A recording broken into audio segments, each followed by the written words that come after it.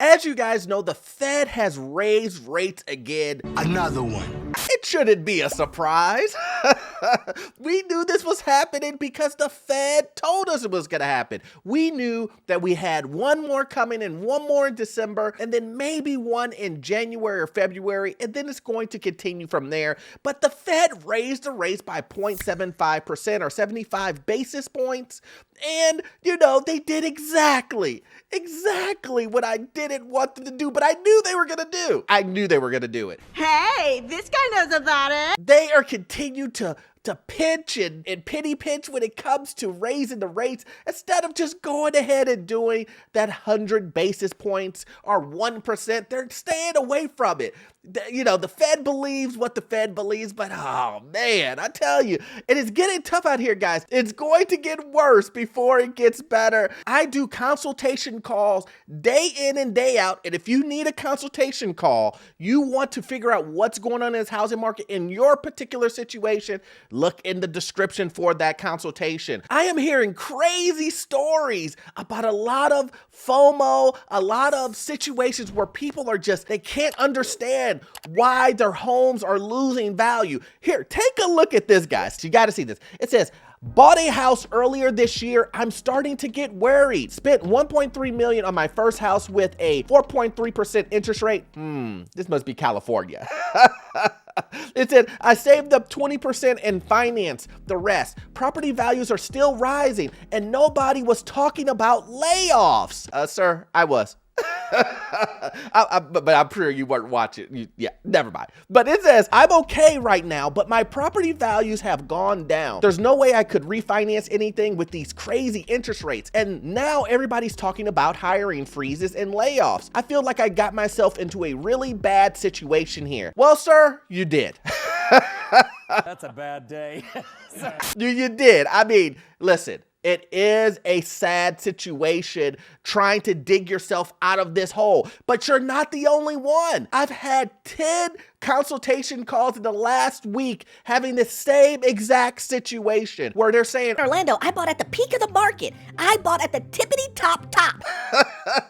And I now am in a situation where I don't even know what's going to happen with my job. I may get laid off. I may get fired. I have no idea what's going on. And I cannot afford this house. I cannot afford it if I don't have this job. This is one of the biggest things that I've been making videos on about making sure before you buy a house, before you get into this housing market right now, before you jump into it, to make sure that your job stability is there. You're not going to get replaced by AI. You're not going to get laid off because the company is moving in a different direction. And this is the funny thing about this. Most of the time you see the rumblings or you hear the rumblings before they become public news, or maybe they are in the news a year, 6 months before, and most employees ignore it. That's the key here. Most employees ignore it. Don't ignore it, guys. If you hear some rumblings going on in your company, you need to take it serious, especially if you're trying to buy a home in this overpriced market. In this situation, we have a guy who bought a $1.3 million home, saved up a lot of money for a 20% down payment, and he could possibly go into foreclosure and lose it all. I don't want anyone in that situation, but I have been warning everyone not to do this for months and months and months and months. You know what I mean? So if you've been watching my videos, you have known that this was going to happen. And if you still did it, there's nothing I could do. There's not much I can say. But in this situation, all you can do is try to make sure that you still have that income coming in, because that is really the only thing that is going to save you from that scenario. You sell it, you lose. Because you bought it at the peak, you're going to lose all of the equity. So you have to either find another job of equal or greater value, or figure out a way to stay at your current job. And you guys know, I don't like to, I like to really listen and read in between the lines when it comes to the Fed. The stuff isn't a secret, guys. I'm just here to break it down and read in between the lines and say it in layman terms so you can understand what the Fed is saying. And this is no different. So let's listen to the exact words. Listen to this short clip of what the Fed is telling you guys and what you guys can expect in the future. future. Let's jump right into it. With households who have strong spending power built up.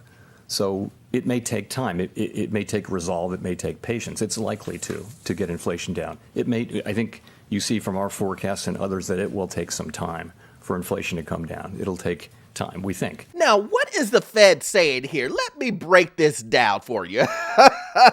The Fed is saying to you right now, buckle your seatbelts, get ready. I am not going to raise interest rates by 1%, Orlando. It's not happening. I'm going to do small attacks on inflation until we knock it down. So, Orlando, quit telling me to raise interest rates by 1%. I'm not gonna do it. So get ready for middle of the next year and have interest rates up by 10% next year. Get ready for it. We're gonna get to the double digits. We're just gonna take some time to get there. Sorry, was I getting to your question there? Housing, the housing part of it. Yeah, so, we look at housing. Of course, housing is significantly affected by these higher rates. Really? Which are really back where they were before the global financial crisis. They're not historically high, but they're much higher than they've been. And you're seeing housing activity decline. You're seeing housing prices growing at a faster rate, and in some parts of the country declining. So what is the Fed saying in this scenario? Well, the Fed is basically telling you, look, we know what's going on in housing. We see that prices are going down. In some areas, they're going up. But we really don't care about what happens to the housing market. We're going to do whatever we have to do to get down inflation. And if, prices go up, down, sideways, underneath the ground in housing, hey, it is what it is. We will do what we have to do to fight inflation, but we're gonna do it our way. We're not gonna do it Orlando's way. We're gonna do it I'm the Fed, not Orlando. Come on, man. I would say the housing market was very overheated for the couple of years after the pandemic as demand increased and rates were low. We all know the stories of how overheated the housing market was, prices going up, many bidders, no conditions, that kind of thing. So the housing market needs to get back into a balance between supply and demand. Uh-oh. The Fed just dropped some underlining news there that you may not have caught it again. Let's play back the portion where he said, the housing market needs to get back into a balance between supply and demand. The reason why this is so important, the underlining portion of it, is this is the Fed telling you right now, prices will get down below, will go down. They will continue to drop, which will bring back the supply portion and the demand portion. But he can't say we're going to drop prices.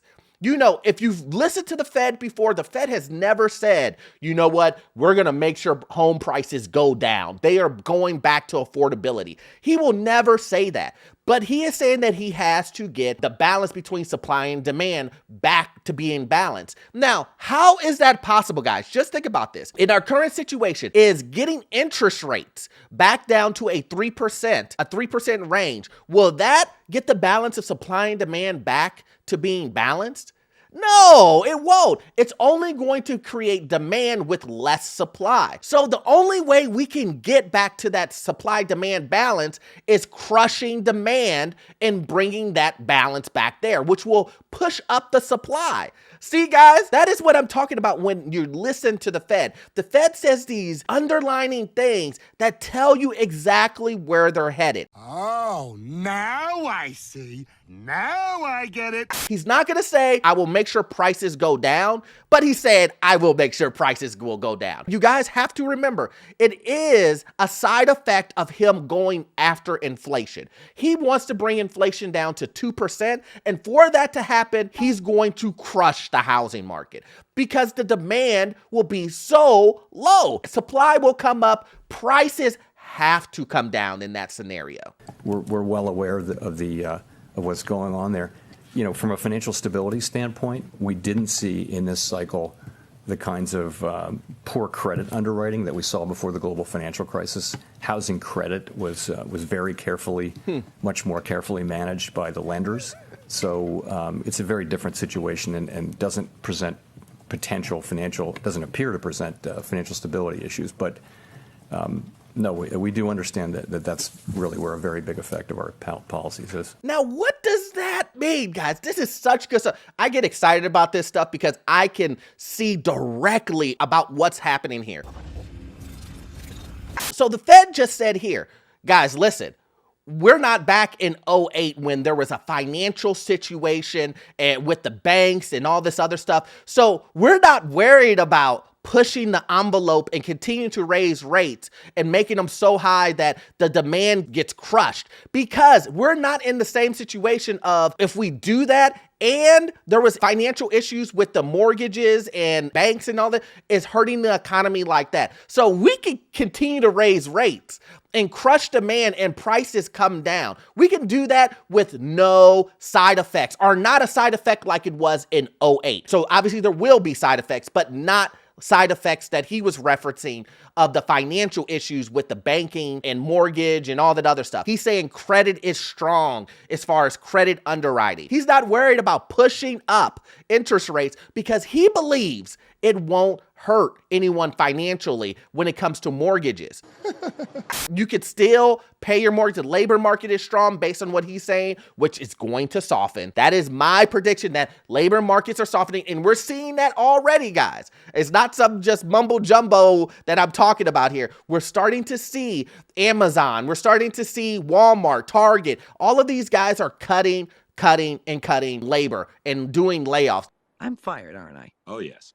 We're also seeing holiday slowdown that I predicted that is happening currently right now. Amazon did a forecast for the fourth quarter saying there will be a slowdown in their prediction. So we will have to see it. But remember, my point of showing you this Fed meeting was to lay out exactly what the Fed is going to do. Key points. The Fed is going to continue to raise interest rates, which will bring prices down in the housing market. They are doing everything they possibly can to crush inflation and get back down to 2%. But here's the key point. The Fed is not afraid to do this because they feel that the financial situation of '08 is not even a concern. So they're not worried about credit and credit worthiness and people going into major foreclosure. They're not worried about that. But the one thing I think that they're not understanding, that they believe that they have a solid grasp on, is the labor market. I think if anything sideswipes the Fed and the economy and what people think about how strong we are marching towards the future,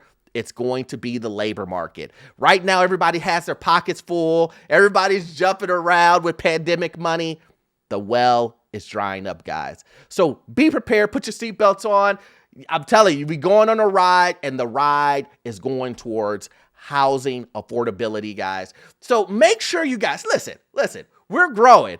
And I want to thank each and every one of you guys as my channel is growing. We are continuing to grow. So make sure you hit that subscribe button. But also, listen, you can't get all the information off of watching this video.